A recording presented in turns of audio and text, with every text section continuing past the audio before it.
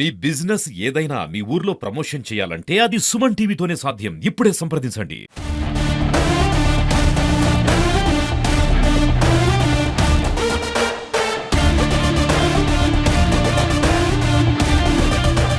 Welcome to Suman TV. నేను మీ మున్స్వామి. ఎమ్గనూరు జిల్లా చేయాలని డిమాండ్ చేస్తున్న బివి జయనేశ్వర రెడ్డి గారు మనతో పాటు ఉన్నారు. ఎమ్గనూరు ఎందుకు జిల్లా చేయాలని ఆయన ఆశిస్తున్నాడో ఆయన అడిగి మరిన్ని వివరాలు మనం తెలుసుకునే ప్రయత్నం చేద్దాం. సార్ చెప్పండి సార్, మీరు మొన్న ఎమ్గనూరుని జిల్లా చేయాలని చెప్పారు, ఎందుకోసం అడిగారు? ఇప్పుడు దీనికి ఒక నేపథ్యం ఉందండి. ఇప్పుడు ఏదే నాయకుడైనా కానీ గత ప్రభుత్వంలో ముఖ్యమంత్రిగా జగన్మోహన్ రెడ్డి కొన్ని పార్లమెంట్లు విభజన చేశాడు. ఈరోజు ఒక హేతుబద్ధత లేకుండా, ఏ ఆలోచన లేకుండా ఇష్టం వచ్చినట్టు చేసినందువల్లనే మీరు ఉదాహరణ ఈరోజు కర్నూలు నంద్యాల పార్లమెంటుగా విడిపోయింది. రిజర్వాయర్లు, గుళ్ళు, మినరల్ వెల్త్ మొత్తం కంప్లీట్గా నంద్యాల పార్లమెంటుకి పోయింది. మా కర్నూలు పార్లమెంటుకు మిగిలింది ఏముంది? కొండారెడ్డి బురుజు, గాజులు దిన్నే ప్రాజెక్టు, మంత్రాలయ మఠం తప్ప ఇంకేం మిగలలేదు. ఇది ఒక ఆలోచన లేకుండా అనాలోచిత విభజనల వల్ల జరిగిన సమస్య. ఇప్పుడు జిల్లా కావాలంటే ఎప్పుడైనా కానీ మీకు ఆ జీడిపి అంటే వనరులతో పాటు ఆదాయం కూడా ఉండాలి. ఏమీ లేకుండా ఈరోజు మా ప్రాంత విభజన జరిగి ఈ పార్లమెంటుగా విడదీస్తే ఈ పార్లమెంటులో ఉన్నటువంటి పశ్చిమ ప్రాంతం ఇప్పుడు మేము సఫర్ అవుతున్నాం. నేను ఈ మాట ఎందుకన్నానంటే, ఇప్పుడు ఈరోజు 5 సంవత్సరాలు సర్వనాశనం చేసినటువంటి వ్యక్తులు ఈరోజు తగుదునమ్మా అని చెప్పి ఆదోని జిల్లా గురించి మాట్లాడుతూ పోయి మద్దతు తెలుపుతాం, మేము ఆదోని జిల్లాగా మేము రాగానే ఇస్తామని చెప్పి మాట్లాడుతున్నారు. మరి 5 ఏళ్ళు ఉన్న రోజున మీరు ఎందుకు ఇవ్వలేదు?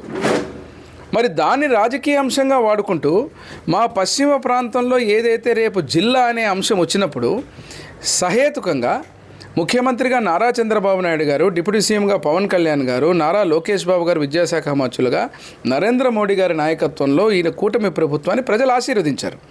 ఇప్పుడు కూడా మేము సహేతుకమైనటువంటి నిర్ణయాలు తీసుకున్నప్పుడు మా స్వార్థం ఎందుకన్నానంటే, ఎమ్మిగనూరు నియోజకవర్గం అనేది అన్ని నియోజకవర్గాలకు దాదాపు 25 నుంచి 35-45 మధ్యలో ఈక్వల్ డిస్టెన్స్లో ఉండేటువంటి సెంటర్ పాయింట్. రెండోది, మీకు జిల్లా కావాలన్నా ఏది కావాలన్నా కూడా భూమి ఉండాలి. డెవలప్మెంట్కి కానీ, రేపు బిల్డింగ్స్ కానీ, స్ట్రక్చర్ కానీ, రేపు ఈ జిల్లాకు కూడా సంబంధించినంత ఎయిర్పోర్ట్ కావాలా, అదే రకంగా రైల్వే లైన్లు కావాలా, అదే రకంగా ఇక్కడ ఉన్నటువంటి అన్ని ఇన్ఫ్రాస్ట్రక్చర్ కావాలా, అదే రకంగా మీకు రిజర్వాయర్లతో పాటు ఉన్నటువంటి మాకు గాజులు తిన్న ప్రాజెక్టు కావచ్చు, రాబోయే రోజుల్లో వచ్చేటువంటి ఆర్డీఎస్ రైట్ కెనాల్ కావచ్చు, ఇవన్నీ కూడా అన్ని రకాలుగా ఉన్నటువంటి ఈ యొక్క ఎమ్మిగనూరు నియోజకవర్గం.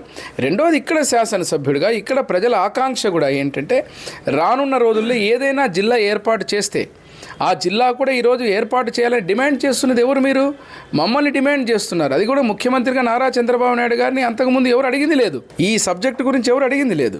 మరి ఇప్పుడు అడిగినప్పుడు దాన్ని సక్రమంగా జరగాలంటే నా ఆలోచన, నా స్వార్థం, మా ఎమ్మిగనూరు నియోజకవర్గ ప్రజల ఆకాంక్ష, ఈ ప్రాంతంలో మా ఎమ్మిగనూరు నియోజకవర్గ శాసనసభ్యుడిగా ప్రజల మనసులో ఉన్నటువంటి జిల్లాగా, అది కూడా టెక్నికల్గా కూడా అన్నిటికీ కరెక్ట్గా ఉన్నటువంటి ఎమ్మిగనూరు అయితే బాగుంటుందని నేను చెప్పిన. దాన్ని పట్టుకొని మీరు రాజకీయం చేస్తూ కేవలం అక్కడికి పోయి ఆదోని జిల్లా 5 ఏళ్ళు మీరు అందరూ ఉన్నటువంటి వ్యక్తులు మీరు ఎందుకు ఇవ్వలేదు ముందు? అది చెప్పండి.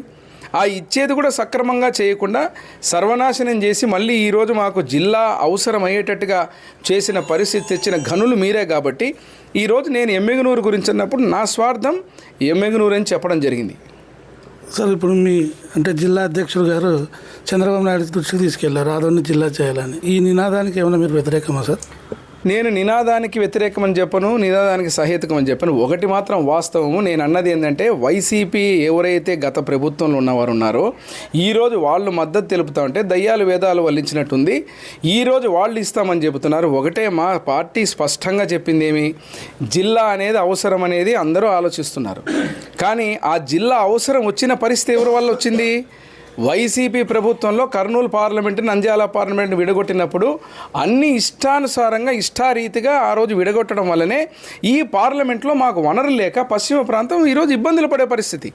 పరిపాలనా సౌలభ్యత గురించి కానీ, ఇక్కడ ఉన్నటువంటి అన్ని వనరులు కానీ సద్వినియోగం చేసుకోవాలన్నా, భూమి ఉండాలన్నా, అన్నీ ఉండాలన్నా, ఈ యొక్క జిల్లాని మళ్ళీ రేపు ఏదైనా ఇచ్చినప్పుడు సహేతుకంగా ఉండాలా, భవిష్యత్ తరాలకు బ్రహ్మాండంగా అనుకూలంగా ఉండాలన్నా కూడా నాకున్న అవగాహన ప్రకారం నా స్వార్థం ఎమ్మిగనూరు అని చెప్పడం జరిగింది. ఎమ్మిగనూరు జిల్లాని పెట్టాలి, ఎందుకంటే ఇక్కడ నేనేదో నా స్వార్థం అనేది ఎమ్మిగనూరు ప్రజల ఆకాంక్షే కాదు, సాంకేతికంగా కూడా ఈక్వల్ డిస్టెన్సు, అన్నిటికీ సెంటర్ పాయింట్, భూమి ఉంది, నీళ్లు ఉన్నాయి, ఇక్కడ అన్ని వసతులు అన్ని హంగులు ఉన్నాయి. భవిష్యత్ తరాలకు జిల్లాని తెచ్చినా జిల్లాని పెట్టినా కూడా ఒక మంచి నిర్ణయం చేయాల్సినటువంటి సమయంలో ఎమ్మిగనూరు నియోజకవర్గం ఏదైతే ఉందో దాన్ని జిల్లాగా మారిస్తే పశ్చిమ ప్రాంత నియోజకవర్గాలన్నిటికి కూడా ఒక కేంద్ర బిందువుగా ఉంటుంది. బ్రహ్మాండంగా జిల్లాను కూడా పరిపాలనా సౌలభ్యం గురించి మాట్లాడుతున్న వ్యక్తులు మళ్ళీ ఒక మూలకు ఉన్నటువంటి ఆదోనికి పోవాలంటే ఇబ్బంది అవుతుందనే ఆలోచనతో నేను ఇక్కడ ఉన్నటువంటి నియోజకవర్గాన్ని ఎమ్మిగనూరు జిల్లాగా చేయాలని చెప్పడం జరిగింది.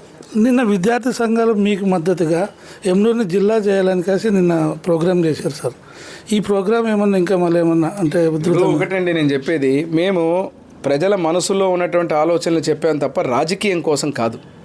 ఈరోజు జిల్లా అనేది మనకు పరిపాలన సౌలభ్యం, కర్నూలుకు పోవాలంటే ఇబ్బంది అవుతుంది కాబట్టి పరిపాలన సౌలభ్యం గురించి కావాలని చెప్పి ఒక వ్యక్తి ఆదోని జిల్లా అనుకుంటున్నప్పుడు సాంకేతికంగా అన్ని రకాలుగా నా స్వార్థము, నా ప్రజల ఆకాంక్ష కూడా ఇక్కడ ఉంది, ఎమ్మిగనూరు జిల్లా పెట్టమని చెప్పడం జరిగింది.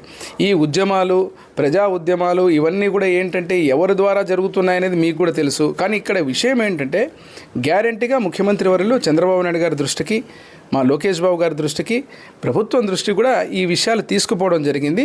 సరైన సమయంలో సరైన రీతిలో సహేతుకంగా ఉన్నటువంటి ఈ ప్రాంతానికి ఏం న్యాయం చేయాలన్నా అది కూటమి ప్రభుత్వం, ముఖ్యమంత్రిగా చంద్రబాబు నాయుడు గారి వల్లే అవుతుంది తప్ప గత ప్రభుత్వంలో ముఖ్యమంత్రిగా ఉన్న జగన్మోహన్ రెడ్డికి చేత కాదనేది అర్థమైపోయింది.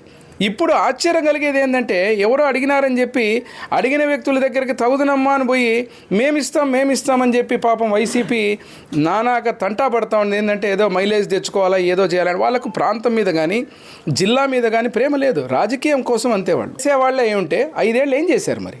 చేయొచ్చు కదా.